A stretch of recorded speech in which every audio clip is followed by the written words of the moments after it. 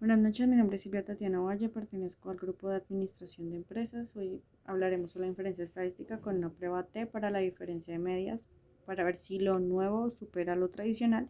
Y en este caso vamos a hablar sobre los aditivos de las vacas. Vamos a hablar sobre su significado.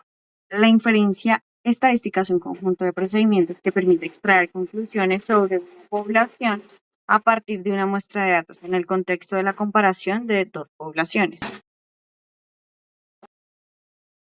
¿Qué importancia tiene? La inferencia es crucial, nos permite ir de una muestra de la población para tomar decisiones de inversión con confianza. En este análisis de datos radica en la capacidad de determinar si una diferencia es observada entre dos grupos, como por ejemplo en las ventas de promedio de dos tiendas o la proporción de clientes satisfechos de dos regiones. Es estadísticamente significativo, o si simplemente es como al azar del muestreo. Es fundamental para la toma de decisiones basadas en evidencias de campos como la ciencia, los negocios, la medicina. Este tema también es vital para la toma de decisiones basadas en datos, como reitero nuevamente, decidir qué tratamiento es mejor, qué producto es más duradero, si una nueva estrategia realmente funciona. Comparación de medios. Comparación de medios. El tipo de comparación depende del tipo de variable que se esté analizando. Como por ejemplo, si son comparaciones medias, se usan las variables cuantitativas, como altura, peso, ingresos, puntaje. Comparación de proporciones se usa. Las comparación, la comparación de proporciones se usa para variables categóricas o binarias, como por ejemplo el éxito, el fracaso, sí, no, hombre, mujer. En este caso no se va a usar. Específicamente en este video vamos a usar la prueba T para comparar las medias de dos poblaciones diferentes. No compararemos proporciones, sino el valor central promedio de cada grupo. Vamos a hacer un recuento del procedimiento de comparación. Planteamos la pregunta que es, asumimos que no hay diferencia en el peso ganado entre los dos aditivos, ¿no? Lo contrario, creemos si hay una diferencia. El valor T nos va a decir qué tan grande es la diferencia que vimos en la muestra. Los 15 kilogramos comparados en el error normal. Un T es muy grande. Un T muy grande significa realmente que la diferencia es inusual. Y el valor P, pues es nuestra probabilidad de equivocarnos. Y este valor P es mucho menor de nuestro límite de error, que ya vamos a ver en la siguiente diapositiva. Es la diferencia que rechazamos, la idea que no hay diferencia.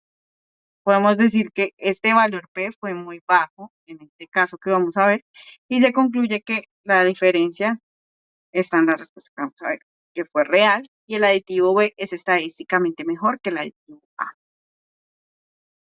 ¿Qué nos dice el ejemplo? Una granja desea evaluar si un nuevo aditivo alimentario, el aditivo B, produce un aumento de peso promedio diferente al de las vacas, que es el aditivo tradicional, que viene siendo el aditivo A. La pregunta es, ¿existe una diferencia estadísticamente significativa en el peso promedio final entre las vacas que reciben el aditivo A y las que reciben el aditivo B? En este ejemplo buscamos saber si el aditivo B, este vendría siendo el caso, aumenta el peso promedio de las vacas más que el aditivo A. Se han tomado dos muestras independientes en este caso. Los datos que tenemos son el aditivo A. Tomamos 25 vacas como media muestral de 450 kilogramos y el aditivo B, media muestral de 465 kilogramos, donde la diferencia es de 15 kilogramos, es lo que nos dicen, pero queremos saber si realmente esta diferencia es real. En esta diapositiva observamos un poco con más claridad a lo que nos estamos refiriendo. Se tomaron en este caso las dos muestras aleatorias e independientes y se obtuvieron los siguientes resultados en términos de peso final, en kilogramos. Aquí vamos a ver la hipótesis nula, que ya vendría siendo el procedimiento como tal. H sub 0, la media poblacional, sub B es igual a la media poblacional sub A. H sub A la media poblacional sub B es diferente a la media poblacional a la de sub A. En esta diapositiva vamos a determinar el nivel de significancia. El nivel de significancia, que es el riesgo máximo de error que estamos dispuestos a aceptar, es dado en el enunciado. Nos da como referencia 0.05. Al calcular el estado de prueba, se calcula el valor T para medir cuando las unidades de error estándar se encuentran la diferencia muestral de la diferencia hipotetizada. En esta diapositiva vemos cómo se debe, cómo es la fórmula, T, donde se calcula la diferencia de las medidas muestrales x sub b menos x sub a dividida entre la raíz cuadrada de la varianza agrupada por 1 sobre n sub b más 1 sobre n sub a. El siguiente procedimiento es calcular la varianza agrupada, donde calculamos la varianza agrupada sub b al cuadrado es la suma de n menos 1 por la varianza muestral de cada grupo. Esta es dividida por los grados de libertad, los cuales nos da 2.274.5.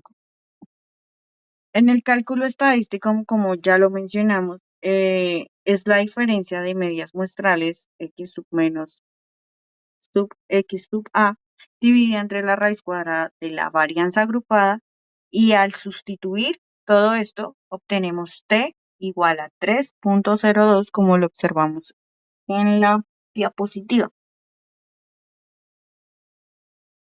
Nuestro valor P de decisión es que nuestro T, que nos da 3.201, nos da un valor P, que la probabilidad de que esto sea casualidad es de 0.0024.